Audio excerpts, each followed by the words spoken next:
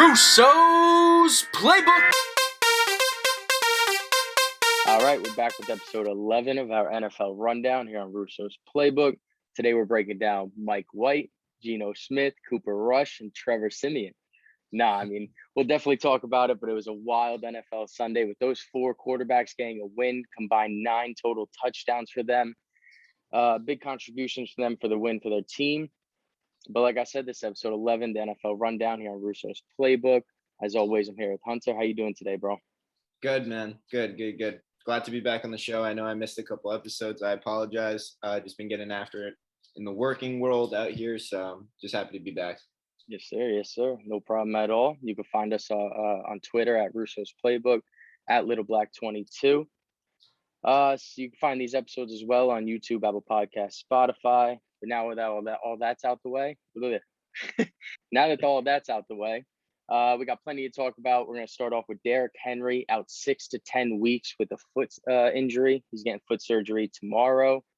I mean, that's huge for the Titans. He's literally their team. I know Tannehill's there and everything. They got Julio and A.J. Brown, but Derrick Henry is the soul of that team running the ball. So, I mean, it's a huge loss. Yeah, I was going to say, RIP to the Titans, RIP to my fantasy team. He's literally been carrying me to a 6-1 record up until this point. We were on a 6-game winning streak. I lost my first game of the year, but wouldn't have been here without Derrick Henry. So I'm really sad to see him go. The rumors are that they're bringing in Adrian Peterson, which I think is pretty interesting. I don't know if he still got it or not. Obviously, he's a little bit older, but we said the same thing when he played for the Lions, and he did relatively well with them. Yeah. I think they're going to do like a running back by committee thing because they've got the other guy, Mick something. I can't remember what his name. McNichols? Yeah, McNichols. Yeah.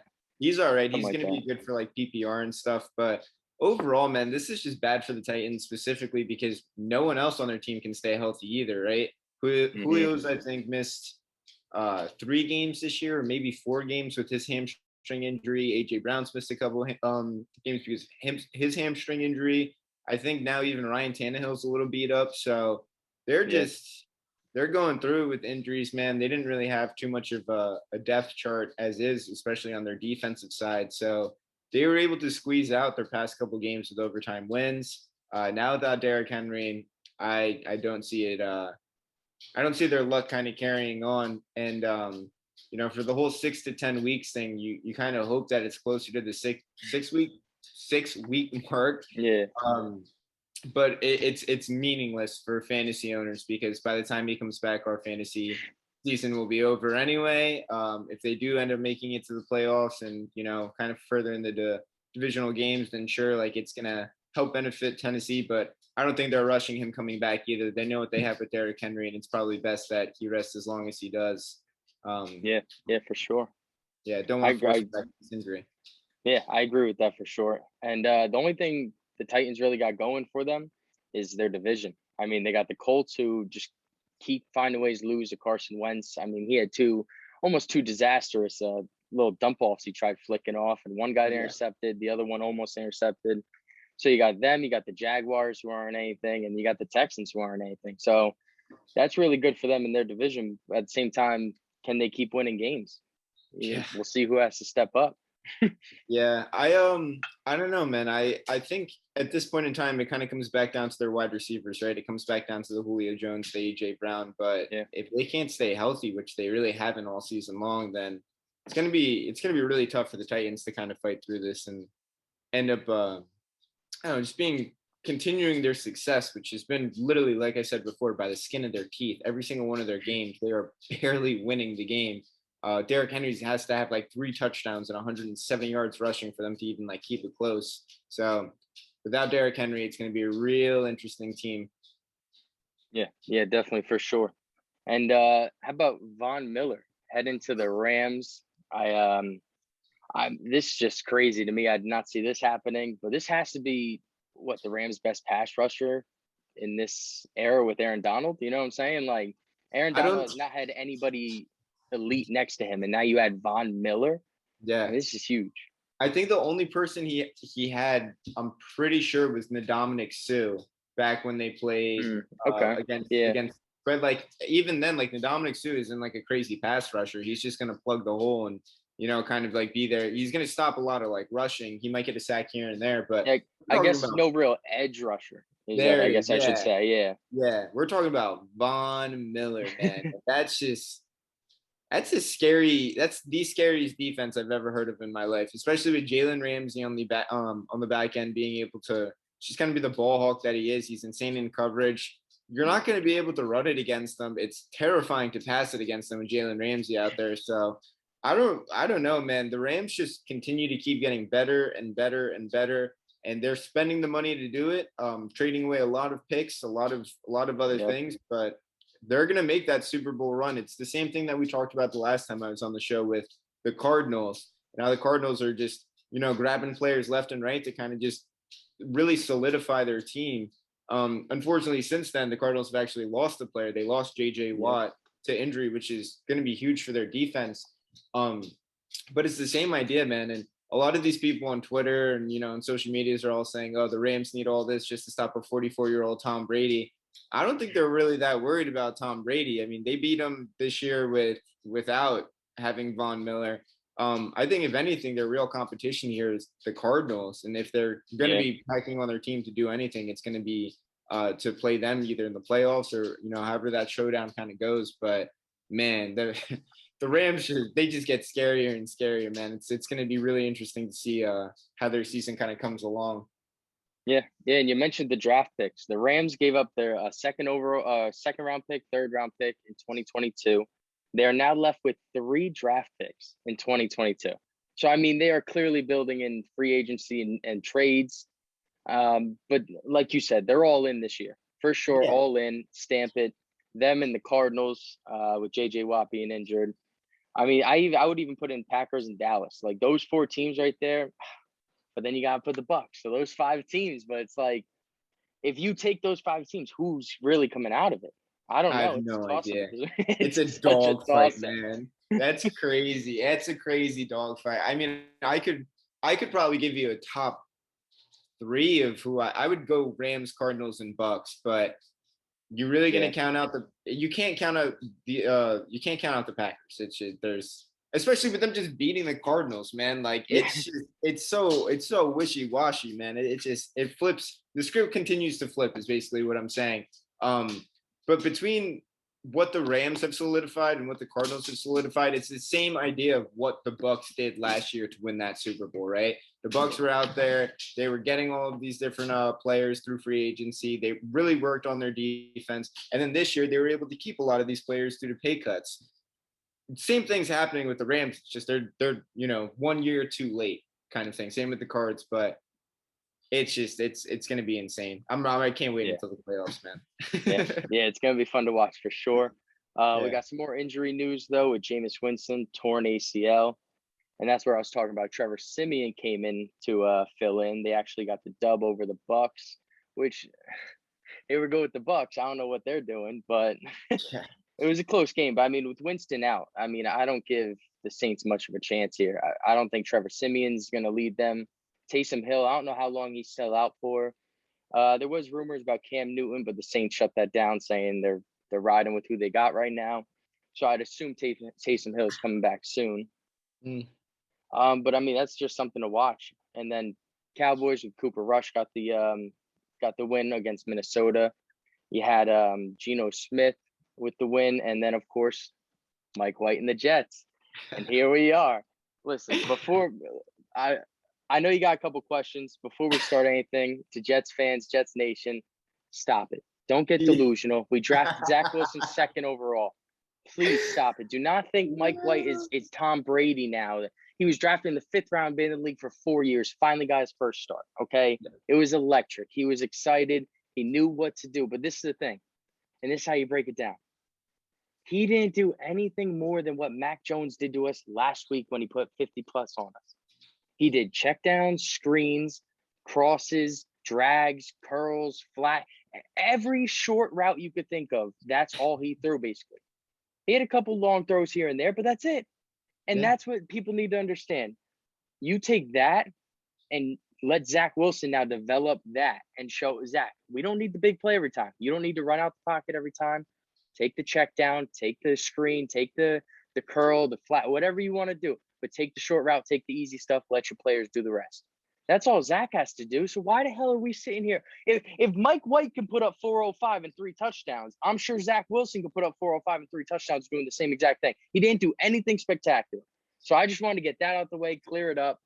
I don't know what else to say on that. There's no reason why we should even be talking about Mike White potentially being the future long-term answer. What are we doing? You knew my questions, man. I'm dying of laughter over on this side. That's so funny. I mean, Saleh came out though, right?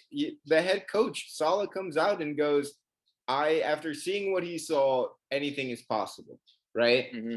Now, logically thinking, I don't think that the Jets can do what they did with Sam Darnold, right? Like, I don't think that, like, I'm not saying that this is the same situation. It's a little bit different, but the idea of wanting to, like, get rid of Zach Wilson from, like, some of these Jets fans and already start Mike White, delusional. I agree with you. Out of their minds. However, when you have the head coach of the team saying that anything is possible, this comes back to what we always talk about. The New York media is going to sit here and eat this shit up for breakfast, lunch, and dinner, Nick.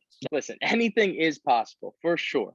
But I think that was more so of the fact that it was a terrible question to be asked. Let's be honest.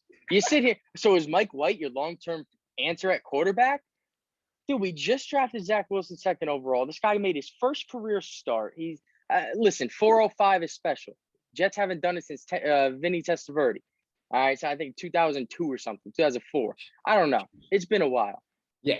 Either way, it's great to see everybody's hyped up. Everybody wants to feed off of that energy. That's awesome. But you got to come back down to earth and realize he didn't do anything special. And what if you're praising him now and he completely wets the bed on Thursday Night Football against the Colts? Yeah. What if he plays great against the Colts and then wets the bed against the Bills? Or what if he plays all 3 games great? Well, guess what? Zach's the answer at quarterback. Knock it off. The only way I can see this becoming a problem, dude, it's just so complicated. You don't want it to be a problem so bad. That's what the problem here is. You want Zach Wilson to be. I understand. I get it. You have dealt with so many issues at the quarterback position. You don't deserve this, Nick. You don't deserve this. Jets fans don't deserve this, right? They don't deserve this idea of like a golden child. This is like Nick Foles, right? Like the same thing that happened with the Eagles with Nick Foles showing up at a freaking nowhere and just winning them a Super Bowl. If Mike White can win the next 3 games somehow, like for you guys, he had that good win. Say Thursday Night Football, he's electric. Another 350-yard game, 4 touchdowns, boom. Then he goes and plays the Bills, 300 yards, 4 touchdowns, and you guys somehow beat the Bills. You're trying to tell me that New York media? That's where you have to ride it out for a little bit. You have to, but here's the thing. See, and that's where it gets complicated. Because, right, so you're going to ride this wave of Mike White and say he plays the next 5 games great and then completely shits the bed the next 4 games to end the season. Well, now we just didn't see Zach Wilson, our number 2 pick for the rest of the season. Now we really don't think Mike White's really the answer, considering he just crapped the bed the last 4 games.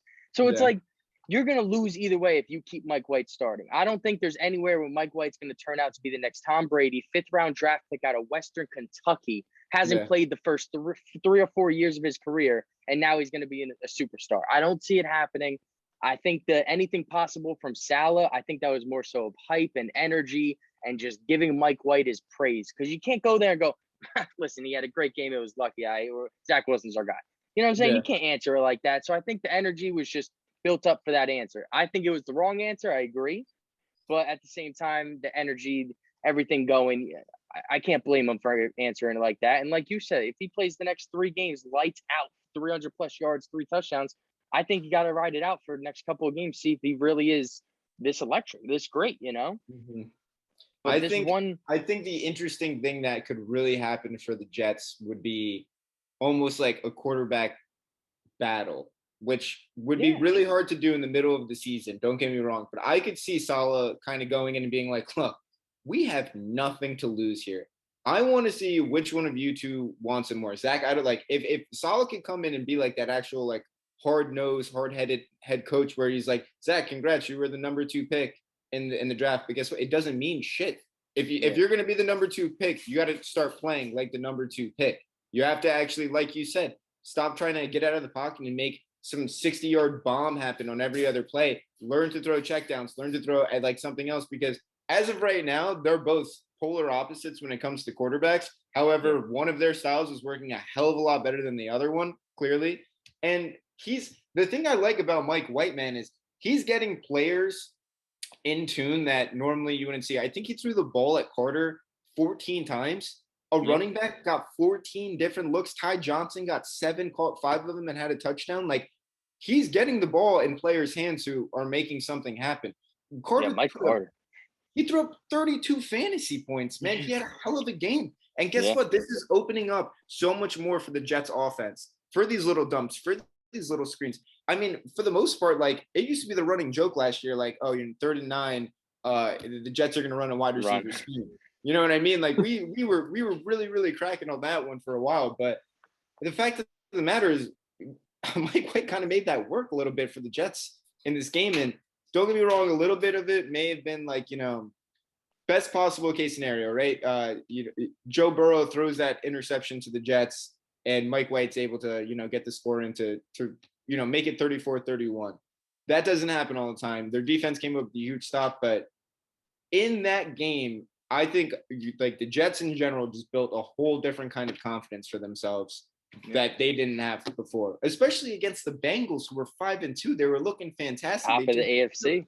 They just beat up on the Ravens, man. So I don't know. I wanted to bring it up to you because I know you're for the most part, you're a level-headed Jets fan, right? You're very here with it. You're not going to see the bullshit on the ends. But I wanted to know, my other question is, do you fear for Zach Wilson now with the New York media? Because I think he's going to get eaten up.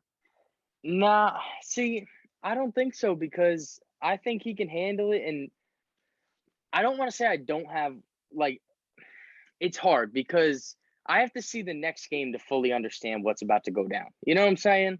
Yeah. Because if Mike White comes and plays lights out Thursday Night Football, short week against the Colts, who are a good team, good defense, then you got to give him a little faith. You know what I'm saying? You got to say, all right, listen, Mike White is balling right now. Zach Wilson, you got to compete. You know what I'm saying? And that's not a problem. It's not quarterback controversy. It's quarterback competition. You guys can compete for the spot. If you want to battle it out like that, that's perfectly fine. That gets the best person to play. I don't know. The media is obviously going to turn it multiple ways. I just don't think Zach's gonna care. I think because at the end of the day, he knows what he is, and if he can do exactly what Mike White did, which, listen, I give him praise, but it wasn't a lot. If you break it down, he took 14 reception targets to the running back, and then another 7, or to Carter, and then another 7 to Johnson, the other running back. Yeah. I mean, you're talking about easy checkdowns. If you get Zach Wilson to start doing that, which then opens up the long plays for Corey Davis, Elijah Moore, Denzel Mims, Keelan Cole to go downfield, work the field, that's money. And Zach Wilson can make those throws, unlike Mike White that can make those throws. As you saw, he couldn't connect on Elijah Moore, wide open run downfield. Yeah. I mean, there's just things that Zach Wilson could do that Mike White can't. But if Zach Wilson can learn from what Mike White did, I mean, that you're money then. That's why I don't see Zach Wilson having a problem with this. Yeah, I agree 100%, man. And I think that's kind of what would help solidify Zach Wilson to be that much better of a quarterback, because he still kind of has that little bit of that like college football play where, he was able to force those throws in college and something would come from it. He was able to, have this absolute, like, he has an insane arm, man. He can throw on the run, accurate as probably just about any other quarterback in the NFL. He's got a cannon, but he isn't using it correctly. And he isn't, like we've been talking about, using checkdowns and everything in between. But as you see it now, it's kind of one of those things where it's like, I'm not saying that this season for the Jets is another chalk up season, but this is a huge learning lesson for the entire team. A lot of these players, you know what I mean? They're younger players, or they're players from all of these teams that kind of like exited and then like just kind of gave them to the Jets for, random little picks or various different players. But you're starting to see something, I think, now from the Jets where there's a lot more talent than what we thought before. And I see that at least with Carter, the running back, with Ty Johnson, the running back, with Elijah Moore, with his route running. It's incredible. And a lot of other players. But it's starting to look for me as if they're becoming a more solidified team, is basically what I'm getting at. Well, see, that's what I love to see, because you can say that, but that's solely based off of Mike White being able to continue the rhythm on the offense. He went 11 for 11 to start the game. I mean, that's some pro level shit right there. I mean, so if Zach Wilson can, and that's what it is. He connected on the small, short, simple routes, let his receivers, tight ends, running backs do the rest. And that helped out a lot. And that's where you've got to have Zach Wilson. And that's where it's like everybody's like, oh, he changed the complete offense to something different. No, he ran the same offense. Mike White just took what was open. Zach Wilson, Mike White sat in the pocket, said, all right, pressure's coming, dump off. Pressure's coming, dump off. Pressure's coming, check down. That's all I did. Zach Wilson sits in the pocket, pressure's coming, let me roll out. Let me make a play. Let me throw it deep. Let me find somebody that's wide open. You know what I'm saying? So it's two different styles of quarterback, not two different offenses. That's where people got to understand. I think that's where Jets fans, I've listened to New York radio. I've watched, go on Bleacher Report, Twitter, all that. I read it all. They are going nuts, bro. And I don't get why. You got to come back down to earth. Come on, boys. I agree. We got to be better.